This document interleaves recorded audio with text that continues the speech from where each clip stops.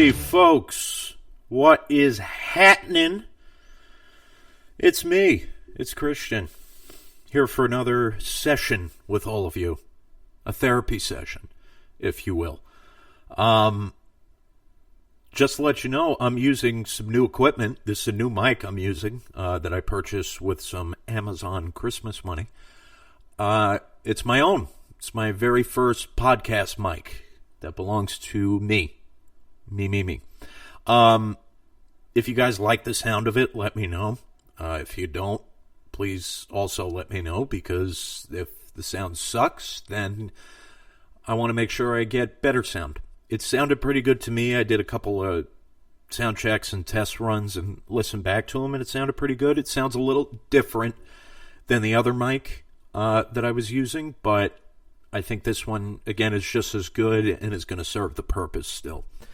The funny thing about this mic is that it comes with a stand that it sits on, like an arm stand that you can move around. It's, it's pretty flexible. But you can't just stand up the arm on a table. It comes with a clamp that you have to screw and clamp onto the end of a table. Now, it doesn't fit onto any of the tables in my apartment because either the bottoms of the tables are too thick or there's some kind of slanty design going up, something or other like that. So you'll know what I'm talking about.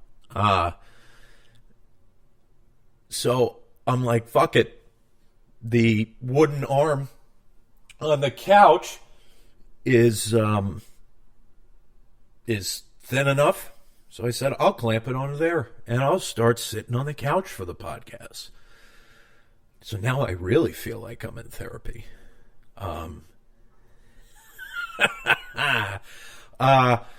Yeah, you all are just my therapists, as we stated from the beginning. So thank you for putting up with me and joining into this new phase of the podcast with this new microphone and kind of new setup we're going with here. Hope you enjoyed the episode with Nick the other day. He's one of my best friends. We vibe pretty well together. It's just something that's very unexplained, and when we have an audience, whether the audience is right in front of us in a group of friends or whatever, or it's, talking to people through a podcast, we just immediately start vibing very well. So we hope you enjoyed that one. I had a lot of fun with that. That was one of the better episodes, in my opinion. So I want to let you guys know about a couple things that are going on with the podcast and thereof. I am working on getting an Instagram page ready to go. It is in the beginning stages right now, and it's really not just going to be for the podcast, but for all of my comedic endeavors. I'm going to put bits up there. I'm going to put, stand-up shows on there, scheduling, as I'm trying to book more shows. So that'll all be going on there, and I'm going to try and make a Facebook, a full-blown website. It's happening. It's happening, folks. It's here. The time has come. Pardon me as I move the mic closer to my face. So the time has come to start doing that stuff. I already started making a YouTube page earlier this week. It hasn't been made public yet, but I'll let you guys know when it does. And so I think, I think it'll be beneficial, the YouTube page especially, because, yes, it's going to have all different comedy things on there.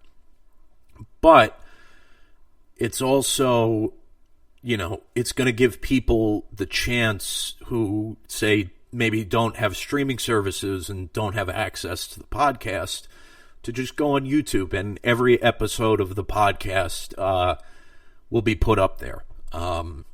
After I record, all I have to do in my program here is I hit share to YouTube, and it'll go to YouTube, which will be great.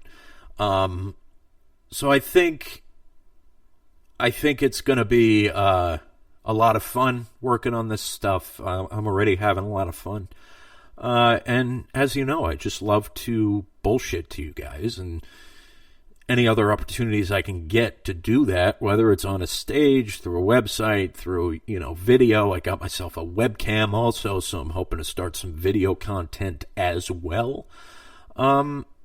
So that's all, grand. I'm really happy with how things have been going so far. You guys have really responded well to this podcast, and, whether people have listened to all the episodes or just one of the episodes, the response has been overwhelmingly positive. So I thank all of you loyal listeners for putting up with my antics and my bullshit. And because I'm not an easy person to listen to.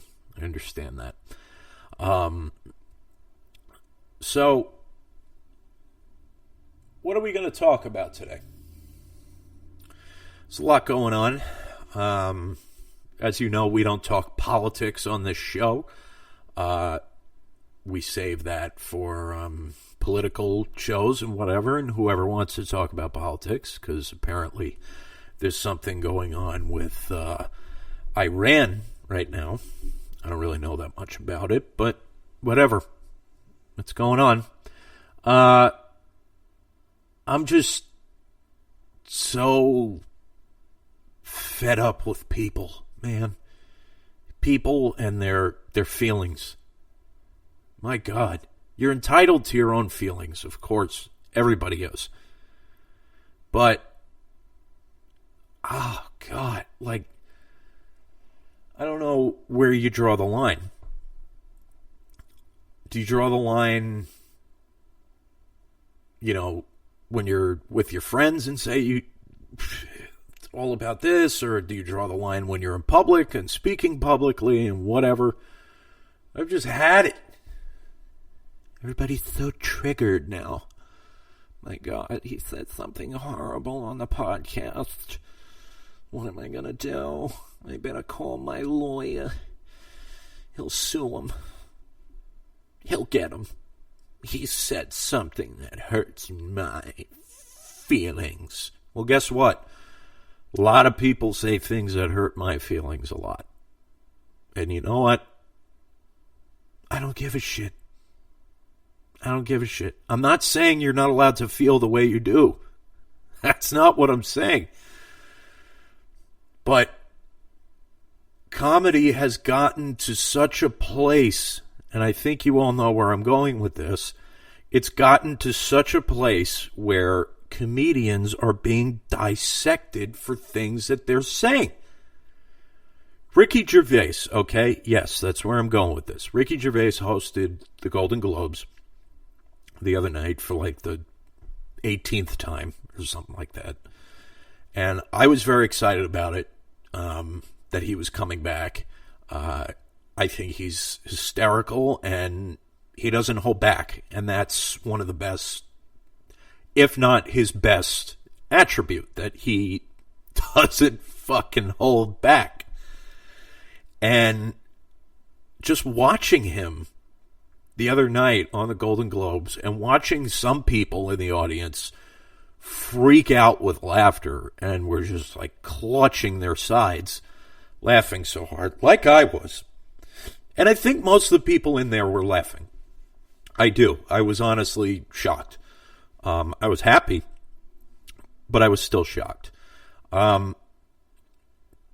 So as I was watching this, you see some people who just refuse to fucking laugh. What is wrong with people?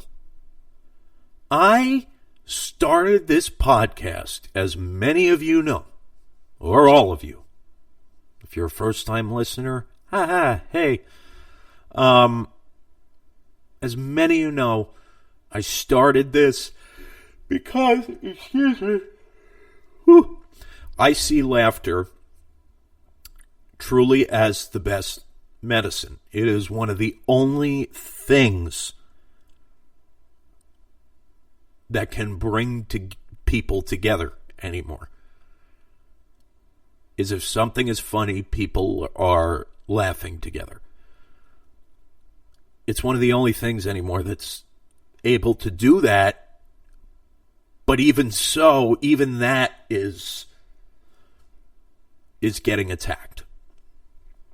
I'm not saying there's this whole agenda against comedy and comedians or what have you. I'm just saying that people just need to lighten the fuck up. It's, oh, my God. Just please, just do me a favor and laugh. And laugh. That's the job of comedians, okay? Leave them the fuck alone.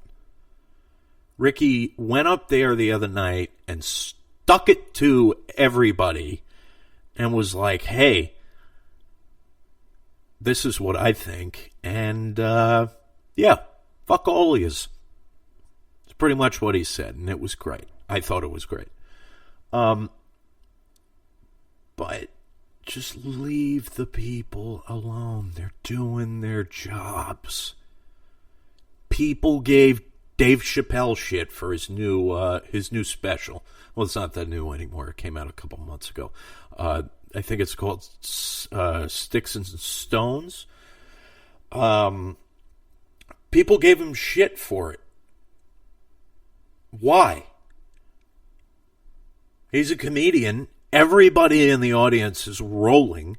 He's one of the most brilliant comics to ever walk this earth. And he's got a lot of life left in him, so he's going to be around for a while. Why are you giving him shit for it? Same thing with Bill Burr. People were saying that about Paper Tiger. I've watched Paper Tiger 5 times because it's such a unique kind of special that I just laugh and laugh and laugh and laugh, and it is a fucking great study for comedians to watch that.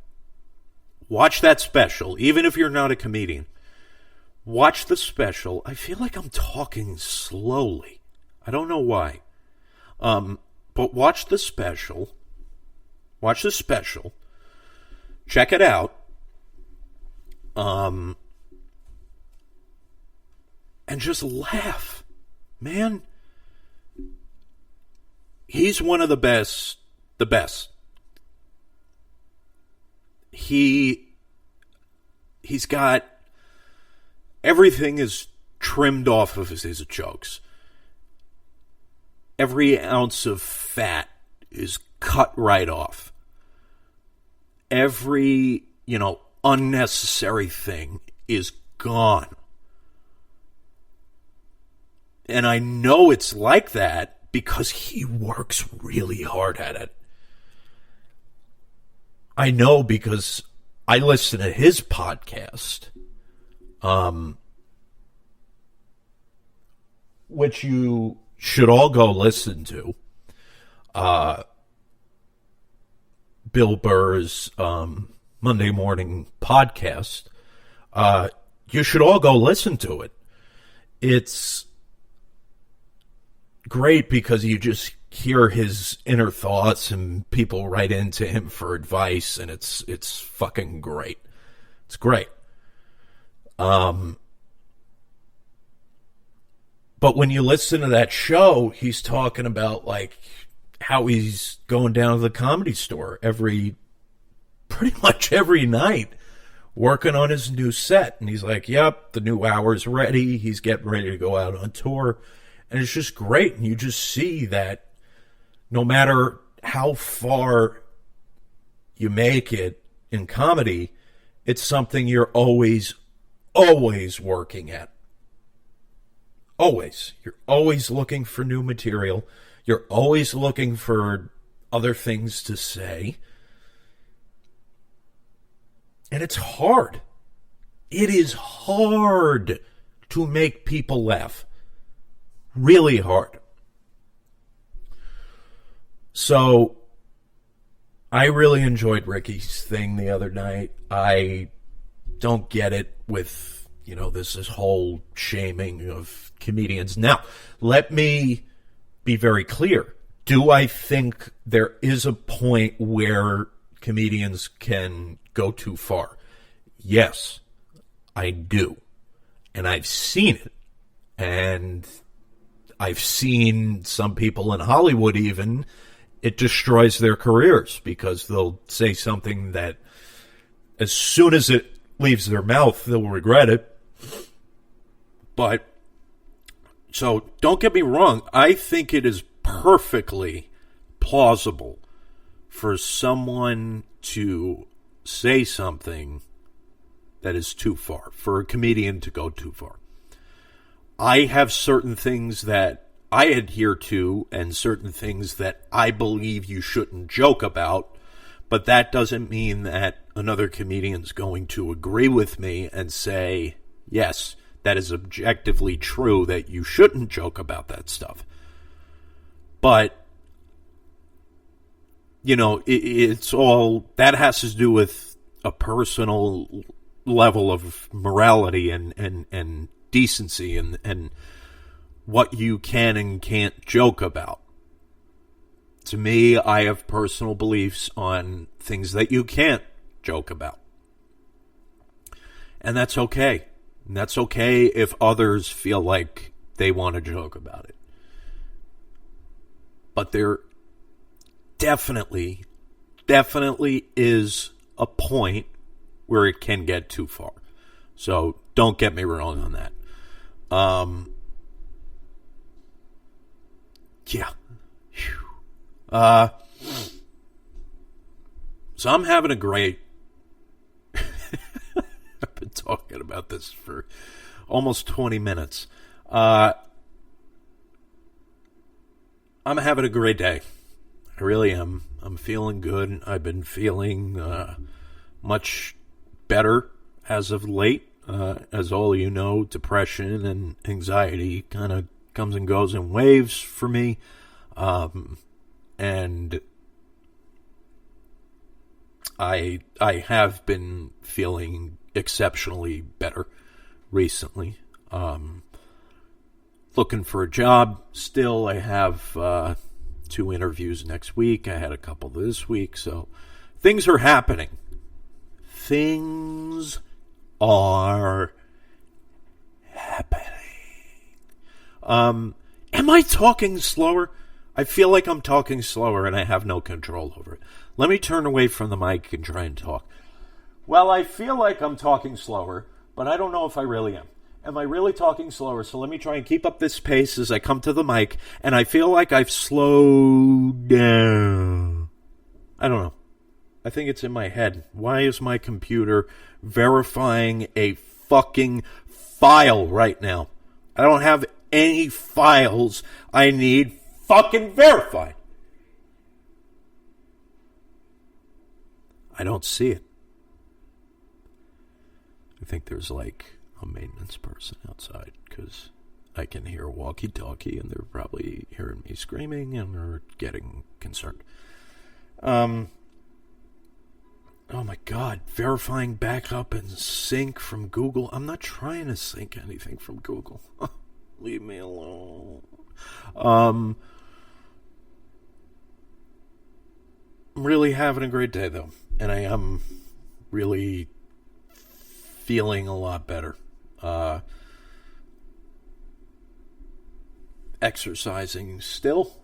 Got back into the routine of that once I got back down here to DC.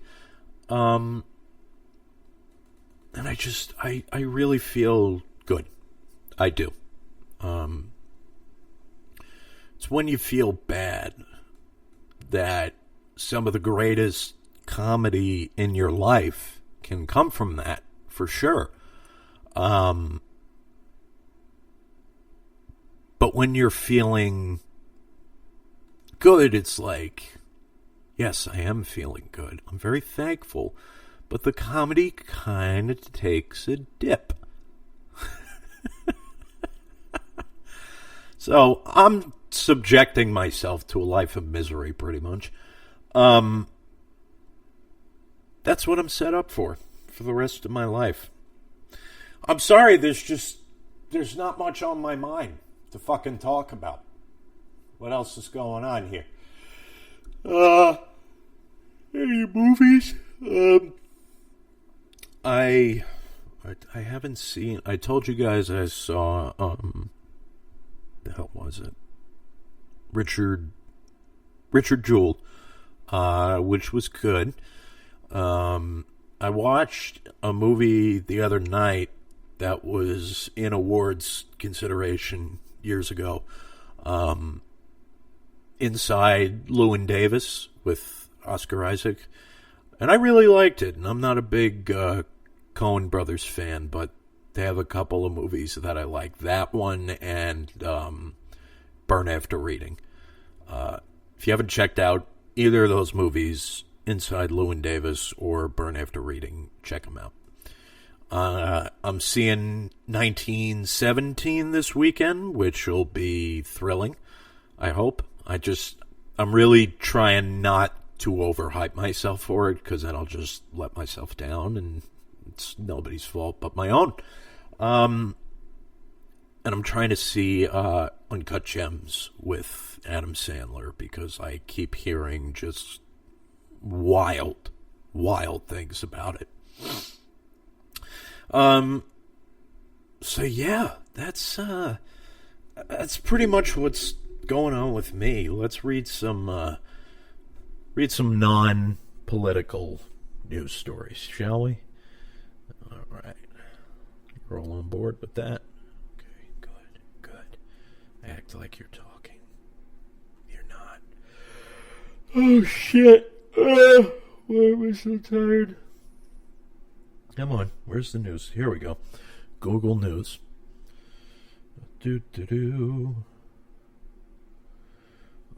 More stuff about Iran, Trump,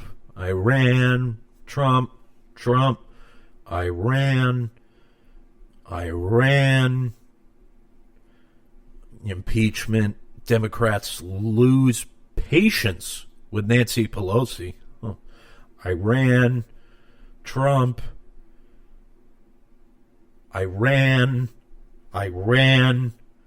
Trump. Jeopardy host Alex Trebek gives health update as he reveals how he'll end game show tenure. This is interesting. Let's look at this. Oh, Deadline. It's a good website. Jeopardy host Alex Trebek gave a health update and revealed how he plans to end his 35-year run on the syndicated game show. Trebek was at the TCA. What's TCA? Am I supposed to know who TCA is? I don't know. TCA? What the hell is that? Should I click on the link? No. TCA Winter Press Tour to promote the ABC special Jeopardy, The Greatest of All Time, alongside Jeopardy champs James Holzhauer, Ken Jennings, and Brad Rutter. Trebek, who has undergone several rounds of chemotherapy since being diagnosed with stage 4 pancreatic cancer in March, admitted that some days are better than others. He said, "My resistance is lower because of the treatments I've been having. And as you can tell, I've got the cold that's going around, but this is the second time I've had it in the last month and a half." Wow. They got me off one of my chemo drugs, which was killing me, and I won't know until tomorrow when I go in for some tests, and then maybe a week or so when I know how things stand. I have good days and bad days. God, this poor guy. Really, this is just horrible. The host added that while he doesn't foresee saying a final goodbye to Jeopardy in the near future, he already has figured out how he will go out. He will ask the director to give him 30 seconds at the end of his final show, but said that he will do it on a whim. The first night of Jeopardy, the greatest of all time, was the greatest on Tuesday in the ratings, scoring 14.37 million viewers and a 2.4 rating in the adults 18 to 49 demographic, dominating a night where the broadcast networks began returning to regular programming after a holiday slumber. The face-off of Jeopardy champs Holtower, Jennings, and Rudder kicked off their best-of-3 showdown for a $1 million prize. That seems low for that show. The special, which gave ABC the nightly win overall in the demo, continues tonight and Thursday with, so I guess it's written yesterday, with Friday and next week in the works, if necessary. Poor guy. I mean, really, you hate it. It's just, cancer is just, oh my God. It's fucking bullshit. This is what it is. It's fucking bullshit. Someday they'll cure it. Someday. All right, let's go on to something more lighthearted. No, I don't want news updates from Insider. Fuck off.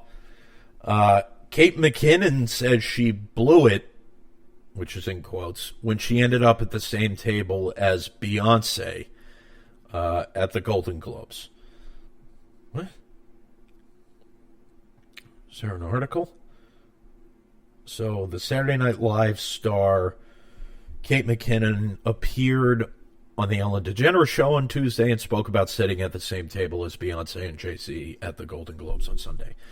She said, and I quote, "I mean, they're the king and queen of America. They were unbelievably gracious, but my sister and I found out that we were going to be at their table and started panicking and making a list of like, well, what can we say?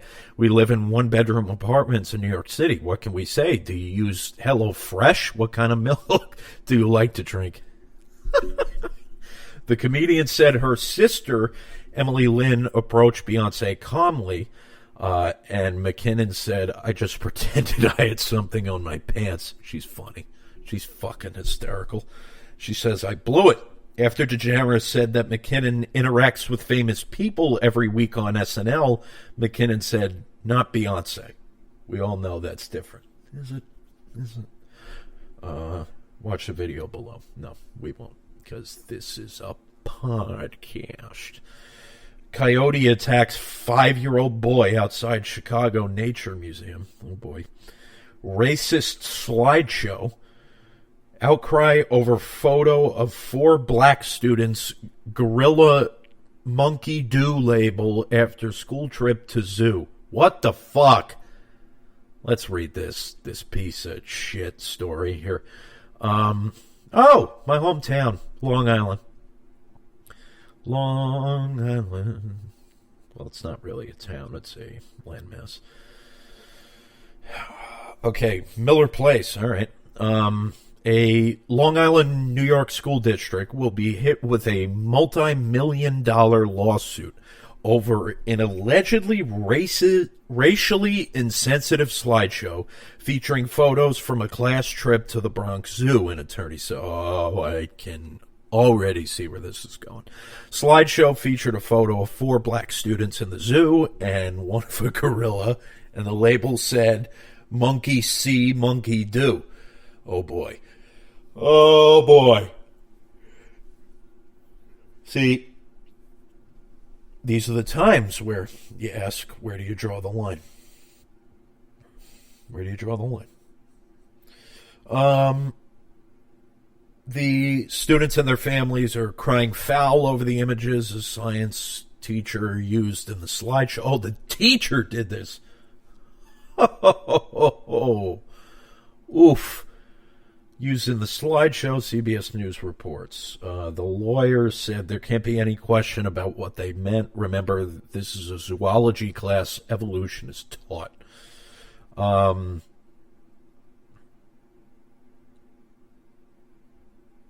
a junior by the name of Guy Key Murray said, I didn't know that they were going to put it in that perspective and show us, compare us to monkeys. Teacher took... Why am I talking like this? The teacher took the pictures during an advanced zoology course field trip. Just before the December break, he presented to his classes using PowerPoint.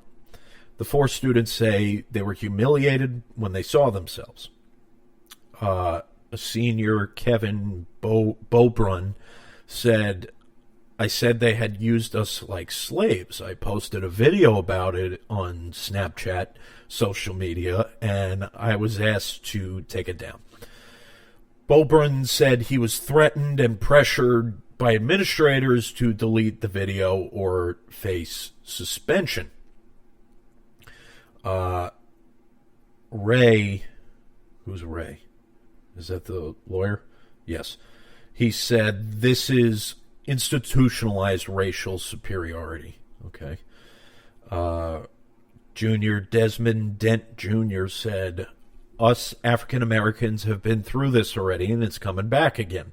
Us being compared to monkeys, and I don't think we should be compared to any animal. Longwood administrators say the zoo field trip and slideshow have been going on for a decade with all races of students posing for monkey see photos. That's interesting. The district now calls it culturally insensitive. Teacher was defended as a good man who made an honest mistake and intended no malice. The lawyer said we're going to be asking for at least $12 million from it. Oh my God, from the school district? Butch Murray, the grandfather of one of the students, said, my temperature went up, hair on the back of my neck stood up. I was like, are you kidding me? This is an educator? Parents said they were shown slideshows this week from years past and noticed another troubling photo. Desmond Dent Sr., father of one of the students, said the lion caption. It was a picture of a lion and then 3 black young ladies. Then it said, not all animals are cute. Oh! Ooh! School officials and the teacher hope to meet with the parents and students. Wow. People are fucked up. You know that? See, like, that's something that's just weird. Just taking stuff too far. People are fucking weird. Harry and Meghan's decision to walk away has given the Queen a royal headache. What did they walk away from? Being rich? I wouldn't do that. Oh, this is a long article. I'm not reading this. I don't give a shit. Not my country. It's not my problem. Great. So it's giving people headaches. They're figureheads, folks. They don't do anything. How will Trump respond to Iran missile strikes? No. 10 things to do around D.C. this weekend. Huh. This should be good, because D.C.'s fucking weird. I'll read this, and then we'll wrap up. Girls Just Wanna. Oh, this is a comedy thing. Girls Just Want to raise money for safe housing through comedy, right? An all-female lineup of comedians is taking over the Colony Club to make you laugh and raise money for the District Alliance for Safe Housing, which provides safe housing for survivors of violence and their families. That's nice. Tickets are $10 online, $15 at the door. What's the Colony Club?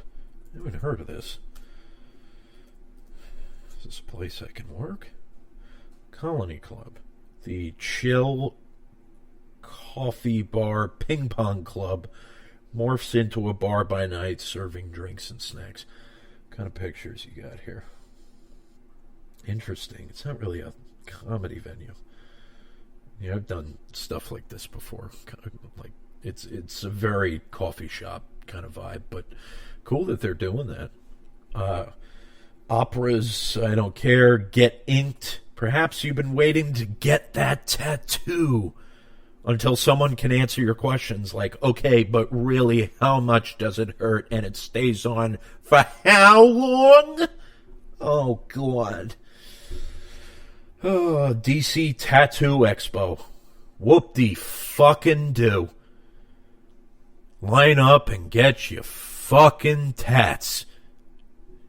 Fucking twits. I don't care. If you have a tattoo, it's your fucking choice. Your life. Your life. I will never get one. Mark my words. A, I can't sit in a chair for that long. B, I'm just... No, I'm going to sound like too much of an asshole if I say that, so I won't.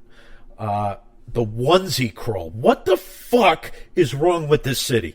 If you've ever wanted to drink from the comfort of your pajamas, then head to the onesie bar crawl in your most comfortable onesie. How about you drink in your fucking house?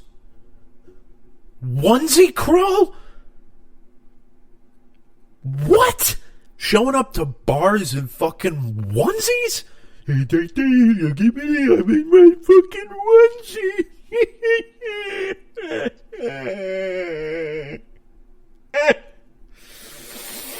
Get nerdy. I'm not even going to read that one. Full moon. Did you know there's a full moon in January that's called a full wolf moon? That's because hungry wolves used to howl outside villages in the first month of the year. Take a 2-hour hike under it through the National Arboretum with friends of the National Arboretum. The hike will be hilly and brisk. Dress appropriately. See, I actually like that. Like hikes, that's cool. Recover. If you need to let out something you're still holding on to from 2019, head to the Potter's House Recovery Cafe. It's a monthly open mic night devoted to allowing artists of all ages and backgrounds express themselves in a variety of mediums. You can expect to be supported in telling your stories. So they also have the wreath retrieval and cleanup day at Arlington Cemetery. I always thought that was nice when they do the wreath laying ceremony, which obviously happened earlier. That happens in either really late November or like first week of December, but it's usually after Thanksgiving, I think, but it's also really nice. Core Power Yoga, Adams Morgan's grand opening with free yoga. Oh, God. Oh. Tuck your hips. The hell does that mean? How do you tuck your fucking hips with Bar 3 on the Millennium stage? The Boutique Bar Studio is offering a free class that'll be a mix of Pilates, bar, and yoga with The Reach at the Kennedy Center on Sunday. The class is 1 hour. Free. Drunk spelling. Oh, God. Can you spell booze? Capital Cider House is holding its weekly boozy spelling bee. There will be prizes for first, second, and third places, and the winner gets an invite to the bar's spell-off. Oh, well, howdy doody time. What the fuck? Oh, God.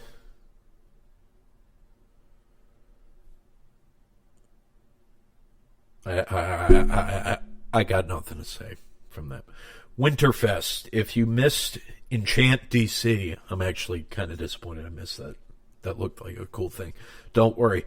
Bring your family to Nationals Park to meet the World Series champs for the team's Winterfest. During the tour, During the tour, enjoy a special behind-the-scenes look at the park not typically open to fans. Tickets vary by age. Keep in mind that photo ops with players and the trophy will cost you extra. Wow, so they're actually doing photo ops. And you can actually meet the players. Huh. Wonder who's going to be there. Is it going to be like the whole team or...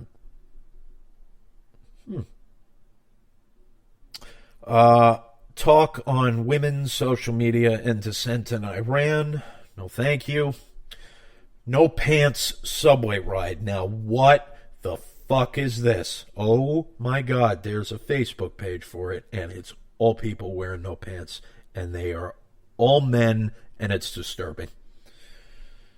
The annual No Pants Subway Ride will take place on Sunday, January 12th in Washington, D.C.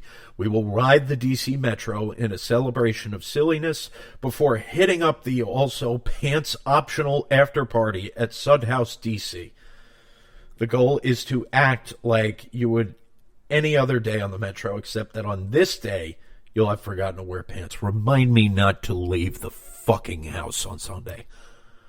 3 p.m. meet at Hancock Park for group photo, which is close to L'Enfant. All right, so yellow line or red. Well, 3 p.m. to 5 p.m. No pants subway ride. Not only is it miserable enough to sit on the subway for 2 whole hours, but they're making you do it with no fucking pants on.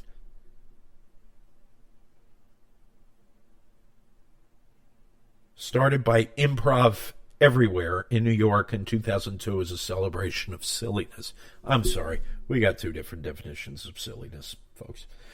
Well, but that's okay. We talked about that. All right, so I'm going to wrap this one up. I hope you all have a great weekend. I'll be giving you a 1917 review next week. And, yeah, have fun and enjoy your lives. Take care. Bye.